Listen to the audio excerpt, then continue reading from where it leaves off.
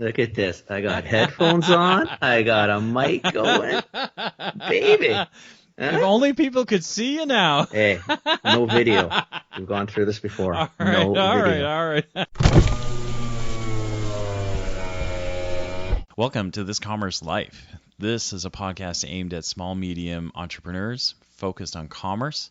I'm Phil, your host, and Kenny, your co-host, will join us as well.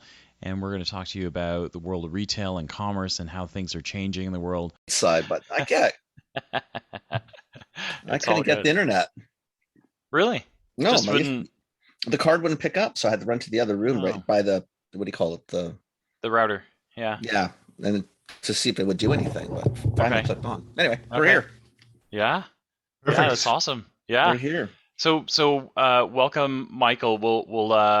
I'll jump in and introduce because we've actually so Michael, we've had a lot of guests on this show that Kenny and I've known in our past somehow, whether it's kind of a connection of a connection, or we've met them and hung out with them before. But so for the listeners, we have Michael Stausholm. Did I get that right? Michael Stausholm. So he's the founder and CEO of Sprout World. So we'll Michael will kind of talk about his journey, and you'll find out what Sprout World is. But I met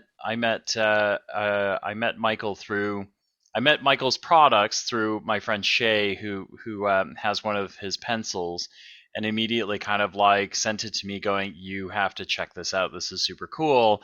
I promptly sent it to Kenny and said, "Super cool," and then reached out, and your PR person was right on top of it, and kindly got us hooked up. So we're excited to have you. So Michael is the founder and CEO of Sprout World.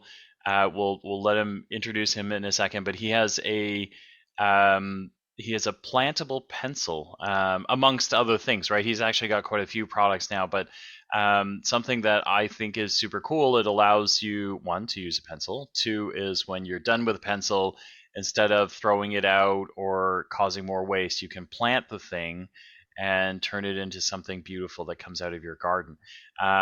So super cool. Really love what he's doing. So welcome to the podcast, Michael. Thank you very much. Happy to be here. Yeah. We're pretty excited. Do you want to? I've done you like zero justice. All I've done is kind of tell everyone who you are. Do you want to? Do you have a bit of a spiel you can give us on who you are and a bit of your background? We'd love to, understand more about you. Of course, I'm 52 years old. I'm from Denmark, Danish. I spent about 15 years living in Asia, working there. Originally, I came from shipping. I was working with Maersk Line, which is one of the biggest shipping lines in the world. Yeah. And I was in Asia for 15 years. I transferred from shipping to the garment textile industry after a few years. So I worked with several big garment textile companies. I worked with Walmart, Nike on the product development side. And then I came back to Europe about 15 years ago. Mm-hmm. And it's about 8 years ago, I founded Sprout with a plantable pencil, as you mentioned. Wow. Okay, so some big. Obviously, could by little diverse and big companies like that. You did some pretty cool stuff there. Yeah, well, I enjoyed being in the shipping business for a few years, but then I decided moving stuff from A to B was just too boring. So I decided to change my career. And it so happened that I met someone who offered me a job on the commercial side of the garment textile business. And I was there for 7-8 years before I started my own garment textile business in Asia, which I ran for about 3-4 years until I came back to Denmark in 2006, I think it was. So where does you're doing shipping, and then you're going to do textiles, and then you do pencils? Yes, but I'm trying to line it all up. Exactly. It all comes back to me having a commercial background all the way Right. back from shipping. I wasn't actually steering the vessels or handling the containers. I was on the commercial, the sales side. And getting into textiles and garments, I learned about the production and the production product development side. So I sort of got a very diverse background, which helped me establish my own business. And it was during the time when I was working with garment textiles that I experienced a lot of sweatshops in Asia. I saw horrible working conditions. And when I started working with Walmart and Nike, they were starting to put some pressure on the producers and the agents to make better working conditions. And I saw that by doing actually not that much, but that not that much meant a lot to the workers, to the people, and it didn't cost Walmart or Nike or whoever it was a lot extra. So I started to get an interest for the what we call responsible production and sourcing, right? And that's when I came back to Denmark, I was working as a consultant. I was helping companies do more responsible production in Asia and Eastern Europe and so on. And slowly sustainability started to become an item. Everyone was talking about sustainability, but no one could really put words to it. That was about 10 years ago. Funny thing is that still today, 8-10 years later, everyone is talking about sustainability and still no one can put words to it. Yes, It's you're right. very fluffy, right? So, but that's where I crossed from shipping to textiles to sustainability and how I came across the Sprout pencil. So was a Sprout pencil an idea that you had, like while you're on this journey, you're thinking, you know, I can make something, someone can use it, and then there's, you know, we can reuse it by planting it, and it's going to do something. Like, was that your idea? Was that something that someone brought to you, something that you thought of? Because it's interesting. Your journey is pretty cool. It's different, right? I mean, I get it now that you've explained it a little bit better, but it's not linear. It's still very different. And it's like, how do you get to that idea? How do you get to that product? Was that handed to you as something you just thought one morning, I'm going to make a pencil that I'm going to plant? The biggest challenge back then was that, like I said, everyone was talking about sustainability, but couldn't put words to it. And the same was for me. So when I was doing a lot of speaking, I was doing a lot of workshops, working with companies. The problem was to put words to it.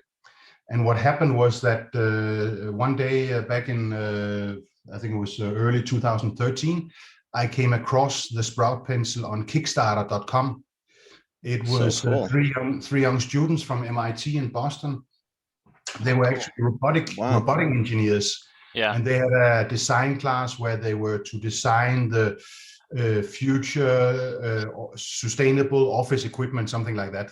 And somehow, don't ask me how, but they came up with the idea of making a pencil that you could plant. That's so funny. They put it on Kickstarter because they were looking for funding. Right. I thought it was a great idea because suddenly you could put words to sustainability. Absolutely. You products. Once you're done with it, instead of throwing it out, you use it for something else. You literally give it new life by planting it. And suddenly it was sustainability explained so everyone could understand, right? So I made a deal with them to sell and distribute in Europe. They were mainly interested in making a robot that could make pencils you can plant. They were not really interested in the product itself, right?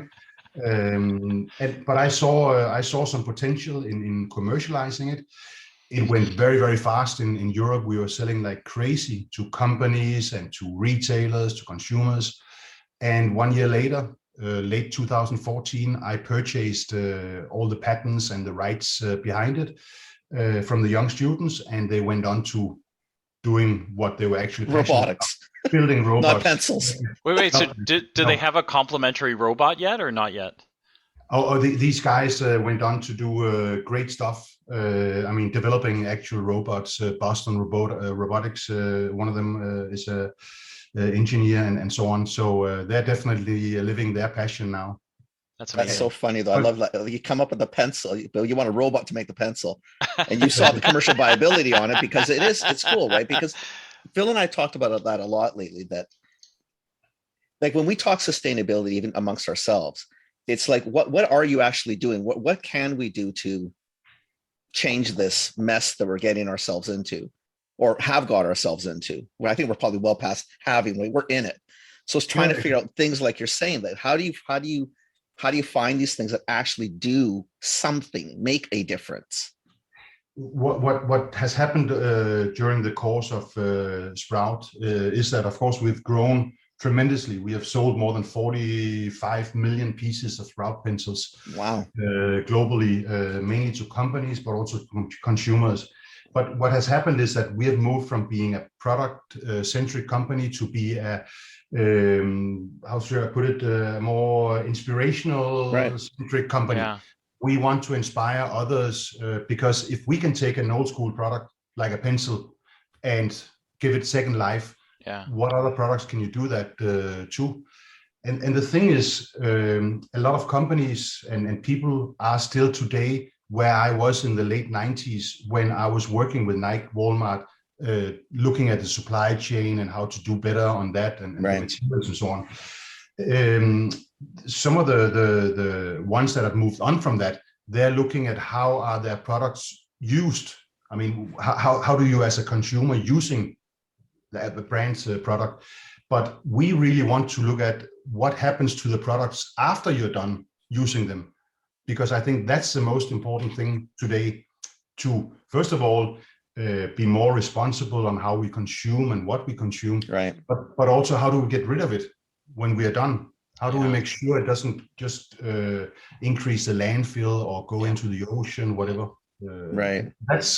That's where I see Sprout today focused on. It's really we love that. We talked to someone that we both know that's a packaging in packaging, and it was funny to hear. It wasn't funny. It was actually disheartening to hear it. But he said, when we're companies that are looking at sustainable options and trying to recreate sustainable packaging, even that is mired in pitfalls, right? Because your packaging may be sustainable, but the municipality or the city or the country that you're in may not have the correct recycling facilities or the correct facilities to be able to manage that sustainable packaging. So you might be making changes that you think are great, except if you don't think through the consequences, it's sustainable everywhere except here, for example, right?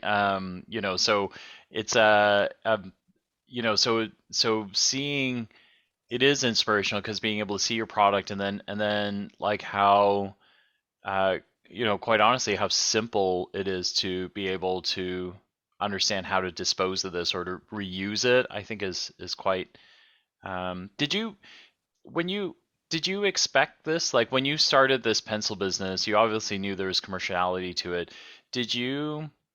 It's one thing to be able to sell something that has a simple solution that has a really good value prop. It's another thing to turn into kind of almost this cheerleader for a cause that you may have just wanted to be a part of. Did you anticipate that this would happen, that you'd kind of be in the space of being an inspirational leader? Not really to begin with. It was all about the product and having an explainer.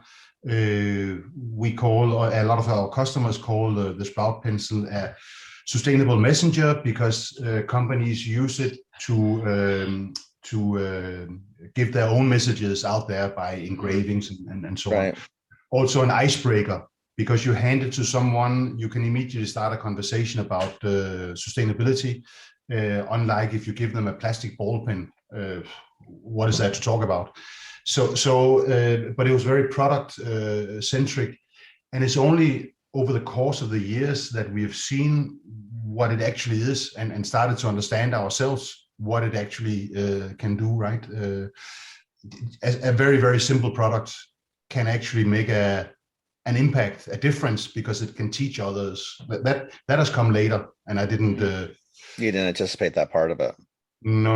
I would be lying if I said that. This is awesome. It's fascinating. So tell us about the pencils. So you make pencils that you can plant. They look like regular pencils. They've got messaging on them. They've got the green tips on the end, which I imagine is the end that you plant. It's a seed cap. Yes. Okay, and then because I'm looking at the website, you've got one that's kind of like a happy bee version. So I imagine that's got wildflower seeds or something that's helpful to bees in it. Do you have different variations of, like, how do you pick what seeds and all that kind of stuff that goes into the ends of the pencils and things like that? Yeah, we have different seeds. We have herbs. We have basil, thyme, cilantro, and so on. We have sunflower, forget-me-not. We have flowers, and you can pretty much choose what you order and what should be inside. Really? And again, like you say, the bee edition, it makes sense to put seeds that are bee friendly. For sure. Because we really want the to make it easy for the bees. They don't have too easy conditions. So it's all about giving that.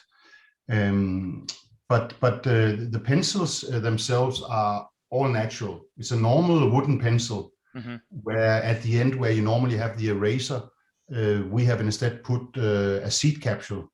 So once you have the stop left from your pencil, you've written with it for a long time, stop left, you put the green capsule in the soil. First time you water it, the capsule dissolves. It's all natural. It's cellulose based, plant based. And then the seeds come out and you water it, you give it love, you give it a natural light like any other plant, and you'll grow a beautiful basilicum or basil or forget-me-not flowers. So it's very simple actually, but it's patented globally. So we're operating in a blue ocean at least. That's amazing. I think it's just fascinating. Yeah. So really I get the companies. This would be this is almost a slam dunk for companies. It makes sense to me. Do you find, like, I guess the one that I naturally go to, I hope, is that school boards or schools are coming to you, because this feels like a really it feels like you can teach science class just based on the pencil, no? Like you can do a whole class on the pencils, like classes on the pencil. Well, and then you can plant basil and watch it grow, right? Like exactly. Those are How all cool part is that of, for the kids? Yeah. It's very much a learning tool, and I know we are selling a lot to parents that are using our Sprout pencils to have the kids write, because it's scientifically proven that when you use a pencil to take notes or to write with, you remember much better than if you use your computer. Let their kids use our color pencils to color, of course, but then also learn them that you can do something else with it afterwards. You can plant it, and in that way you put sustainability into the conversation with your kids in a way they can understand. A lot of people are using the Sprout pencils as gifts. I mean, you give to your best friend, or you give to the hostess of the party, instead of just a flower or a bottle of wine. Give her some Sprout pencils with flowers, and she can grow her own flowers and forever watch them, instead of the flower bouquet that is done by 7 days later. Right.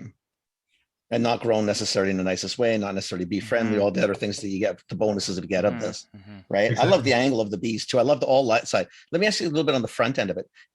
So I'm assuming it's wood based, like an old school pencil. Yes. Recycled. No. Is that process different, or is that process you're looking to change if it's not there? Or it's certified wood, so it's either FSC or PEFC. It means that every time we cut down one tree to make pencils, we plant new trees, first of all.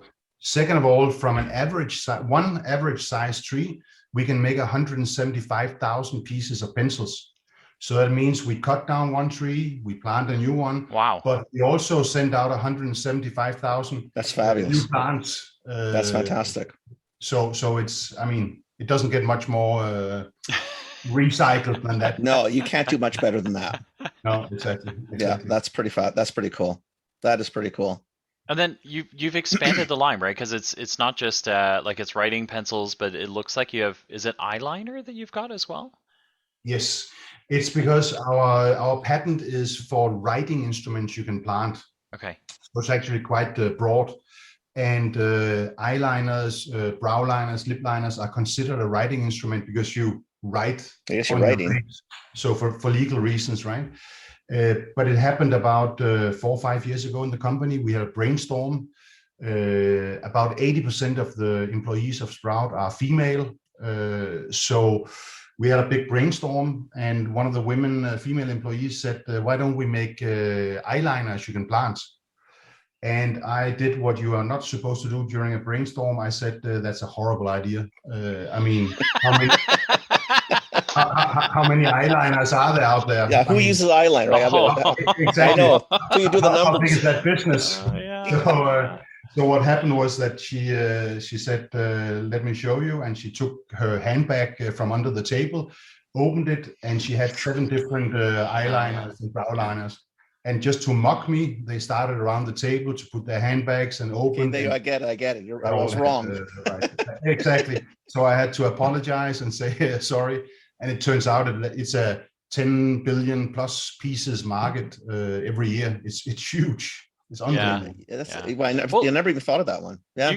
You've covered like 3 of the basic Pantones, right? But if you actually get into the market, like there's a blackest black, there's an almost black, there's a midnight black, I used to work for Revlon, so so of the 3 colors, 50 blacks. Like Sprout has black eyeliner, brown, and then another brown, like 2 different shades of brown, but you could easily turn those into about 18 different codes, right? Like exactly. For sure. We have a black eyeliner, a brown eyeliner, and we have a brown brow liner. Yeah. And you're absolutely right. We can do a lot of different colors. Oh, you can go crazy on that one. For sure. But the cosmetic, the beauty market is new to us. We launched only 9 months ago. Okay. And we are still learning because it's a totally different it's market. a tougher gig. It is, and it's consumer driven. It's not B2B or companies or anything. Yeah. So we're still learning how to build the brand there. But the important thing is that we're introducing second life to the beauty industry, and it's not a very sustainable business. No, that's a business that definitely needs the help. It definitely needs the help. They do. Yeah. It needs the help, but the juxtaposes you're asking a cosmetics consumer that cares the most about appearance to, in essence, I think that consumers see sustainability as a trade-off for beauty, right? Like I don't think they've. Right. This is me in my opinion, but I do think that they haven't quite reached that stage where they're going. But it's coming. Like if I buy sustainable, is it going to be as good? Like, am I going to have the same appearance as I would if I bought something that if I, disregarded the sustainability, I might. Right. The product might be easier to use. It might be easier, I'm not saying any of those are true. I don't actually know, but I do think that's, it's, yeah. It's absolutely true. And it's exactly what we're looking at. And this is why we spent almost 2 years developing the right formula together with one of the biggest makeup pencil manufacturers in the world, in Germany, actually.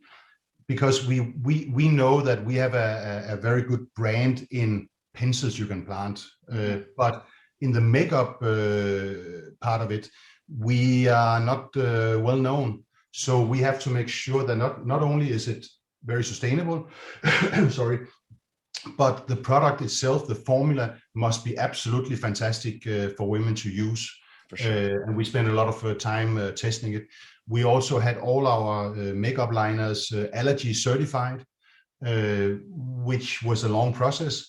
And amazingly, very, very few eyeliners out there are allergy certified, which was a big surprise to me. Almost none, actually. Exactly. Yeah, almost none. Why would women put something in their face that is not allergy tested? So we have one woman in the office, for instance, now that can actually use our eyeliners where she couldn't use others before. because she has allergy, right? Wow. So that, I think that says a lot about the beauty industry. Yeah. Why don't they work with products that can be allergy certified? It's driven differently, and I think more to Phil's point, because I think people do view the trade-off. I know different than they did in food years ago. If you bought an organic food, why would you want to spend more? You looked at food, let's say that was plant-based. Oh, it's not going to taste as good. You know what I mean? Like, I think until people get used to it and think, wow, this is actually okay. I can do this, right? And then do their part. And maybe on yours, when you're talking island, it might be a play where I don't know if anybody's come knocking at the door, but you can definitely feel someone like a Procter or Revlon, someone knocking at the door eventually saying, listen, do you want to share the technology or the things and license it in essence, right? So that you do get out there and we do get at least that one part of the industry cleaner. Exactly. No, and trust me, because we have been in already in a short time in Vogue, Vanity Fair, Elle, around Europe, even the States, we have them all knocking on our doors because, again, the beauty industry, they need it, but they don't really know how to. Exactly, but that's what entrepreneurs are supposed to do. You're not going to get it from them. It's going to come from people like you, and the guys the kids in Boston, who are trying to make robots but make a pencil. Exactly. It's this goofiness that doesn't happen in companies. That only happens outside, right? It happens in the strangest places at the most strange times, right? There's some the data brain in me starts to go different places. Like you wonder if like the Revlon consumer, whether there's even like the seeds that you put in the ends of them, whether there's something that you could do there that becomes an exclusive Revlon SKU. I don't know. Like you only get orchids if you whatever poppies or some goofy thing. I don't know. I know zero about flowers. Like I plant herbs because I want to eat them, and I plant tomatoes because I want to eat them. But that's it doesn't get And if you say it's good for bees, I'm good. But I have no idea what's I don't understand. But it's interesting. That part of it must be interesting too. Is how companies choose. Like what seeds go in the ends and, those sort of things as well, I think. And there's a lot of possibilities there. And don't worry about not being a plant specialist. I mean, I had no clue about plants when I started Sprout.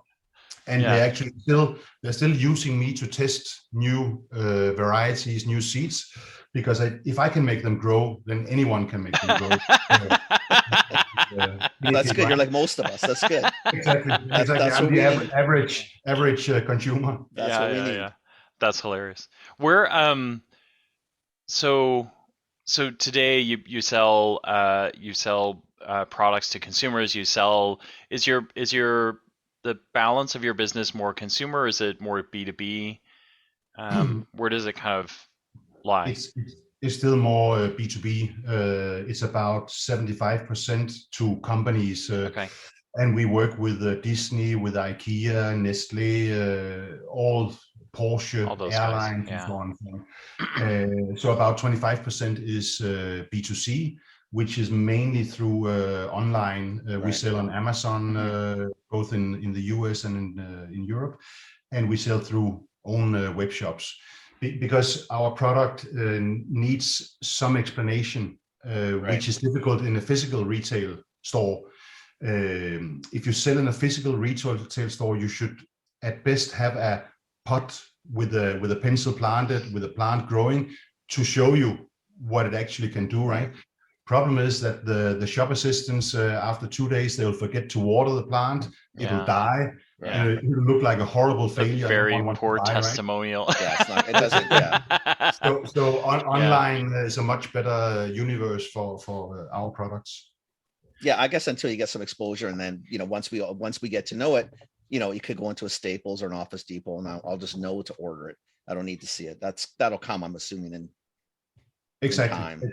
Exactly. But I think going forward, and our focus is on online retail, because it just makes more sense for these kind of products. So is it going to be all writing utensils? Is that the patents are based on that? So is there a chance to help us with pens? Is there a chance I'm assuming we could. I mean, you'd have to change the technology on the front end, I guess, a little bit, but is there like, what's sort of the next, or where do you go? Now, that's a great question, of course, but let me say that with the adding of the makeup liners, that's where we are going to focus in the future, of course, together with our core business, which is the normal pencils, graphite and color. But in the whole makeup side of it, there's so much potential, and who knows, someday we might be adding other green products in the beauty part, which somehow has a second life, because our focus really is not so much the patent and the writing instruments, it's more the second life part of products. For sure. What a I cool love it. idea. It's just, it seems, It's so fantastic. now you go through it, such a complicated journey to get to such a really cool, simple way to look at sustainability and to look at, revitalizing something that you've used. I just think it's really neat. Yeah. Yeah, and a lot of people will say, okay, pencils, that's really old school, and who are using pencils today? But the fact, the fact is that every year more than 15 billion pieces of pencils are produced and sold globally. 4 billion of those in North America, in USA and Canada. So, I mean, it's still a big market, and every young kid is writing with a pencil today, right? Still in school and so on. Well, I'm old school. I'm closer to you. I'm older than you. He's catching you. But I still like, to be honest with you, like if I'm taking notes, I like written notes. I do, because I do retain better. I don't retain as, like, even if I'm reading, I read better. It's so stupid. I read better when it's on paper and in my hands than if it's on a screen. I remember better if I write rather than type. Yeah. Like, I've always learned that way. So I think this is really cool. I love using pen. I love graphite too. I just like the feel of it. I like the whole thing, right? And it is a fact, right? Because I take a lot of notes by hand using pencils, obviously. And I mean, I remember notes I took 1 year ago, but I also use my phone to make shopping lists and stuff. And I can't remember what I wrote 2 days ago. On my phone, right? So yeah, I can't remember where I put it on the phone. So quite frankly, exactly, can't even find it. So no, so it doesn't matter, right? But I'm the opposite. I do everything digital, unfortunately. But I am like, I studied English and I'm a writer on the side. So when I write, I'm actually writing an article for somebody right now, and I do it on paper. Old school. It's the only thing I do. Like I do find the retention and the creative aspects of it. It just flows better. Like the typing, it almost makes me like myopic, right? I look at every single word. Writing flows. My brain, I think it's just the training, right? But sadly enough, like, so I have children who are my two youngest are 14 and 15, and they actually don't. They call it, we call it handwriting. They call it cursive. And to them, it's an elusive. They can't read it and they can't do it. So my kids can print because they were around for that. But by the time they hit grade 6, the Board of Education here had phased out cursive, so there wasn't any focus on it whatsoever. So if I write in handwriting, they have a hard time reading it. They don't know how to write it. It makes me sad, right? Actually. It's so yeah, it makes weird. me sad. Remember all the times in class we used to write, A, and you'd have to, oh my God, spend hours, right? And hours, you have to practice the hours. F and the, anyway. Right now they just I think type we're away. sounding old now, but it's really a pity, right? Because today everything is going so fast. I mean, the kids, even us adults, we're using iPads, iPhones, MacBooks, and so on.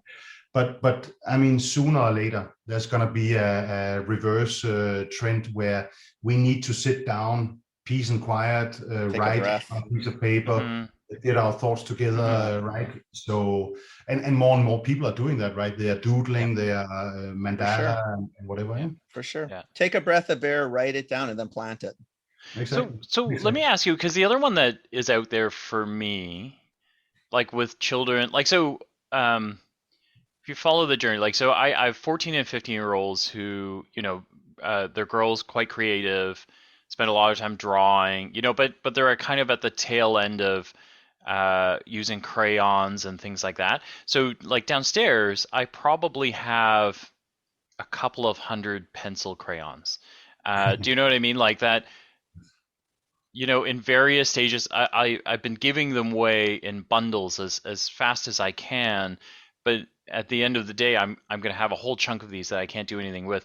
Do you see that as a market? Like, because I see that as something that at the end of the day for a parent like me, right? I've got a couple hundred pencil crayons that will probably go to the garbage at some point, right? Like, because I'll give away as many as I can. But is that an area that is a possibility for you to compete in, or is that too small of a market, not part of your focus? No, it's definitely something we looked into. Okay. The problem is the seed capsules that we are using, which is part of the patented technology. We can't make them that big to fit the crayons. There are some limitations to the size and so on. Yeah. Okay. So unfortunately, but we do make the color pencils, of course. Right. We also we have what we call a rainbow pencil, which is a color pencil with 3 different colors in one pencil. I know those. Right? Yeah. That's kind of cool. Yeah, those are cool. That's kind of cool. Oh, that's awesome. Yeah, exactly. Yeah.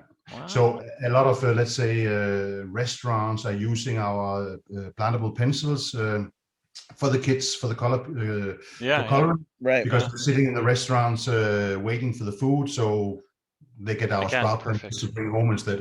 Yeah, that's perfect. Thank you for coming on. This has been amazing. We're really thankful. It's really cool.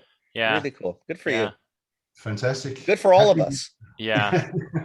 Exactly. We hope so. But fantastic to be with you guys. It's been a pleasure. Chatting. Listen, if people want to find you, we'll put sproutworld.com in the show notes as well. If people want to reach you, is LinkedIn the best place to try and reach you, or? Yes, for me personally, you mean? Yeah. If they want to chat with you or whatever. Yeah. LinkedIn is what I use most. Okay. Yeah, exactly. Yeah. We have a lot of we have a lot of B2B brands, people who work in B2B brands, as well as retailers who listen to the show. So if they haven't thought about Sprout World as someone they should be working with, right? We hope we're going to drive some people to you. So fantastic. Yeah.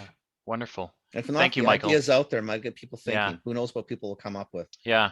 Yeah, we can't wait to see what if you launch new stuff. Let us know. We'd love to have you back on. If you've got if there's something new you want to talk about, let us know. We'd love it. Fantastic. Will do. Okay. Thank you. Thanks, Michael. Thanks for the time. All right. Thank you. Thanks a lot. Take care. Thank you. Bye. Bye. Bye. You gonna stick on for a minute, Phil? Yeah. I'll hang out for a minute. That's cool. I think that is super cool. That's cool. Because you start going down this path that. See, so I'm trying to think about obviously other things. So like, like when you finish, let's say you finish writing your, writing on your book, your paper, like you and I both have, like a lot of us have notebooks, right? And then when the notebooks are done, I mean, ultimately you keep them for a little bit, but ultimately same idea with most of our things, most unfortunately just end up in the trash. But it would be cool if you could plant all this other stuff later. I mean, and then you look at the compostable, but embedded into the backs of the books or wherever seeds. And I don't know, I just think it's kind of neat. I mean, he must have acreage because the amount of pencil he probably uses, he's got plants everywhere. Yeah, I kind of want to see what their office looks like, to be honest. I'm dying. You'd have to have real estate because so cool. I like the bee thing too. I'm going to go online later. I'm going to take a look at it because I mean, I don't know, because even for personal, like, I mean, for this commerce life, it'd be cool just to have pencils. I mean, not for anything. I mean, what the hell, right?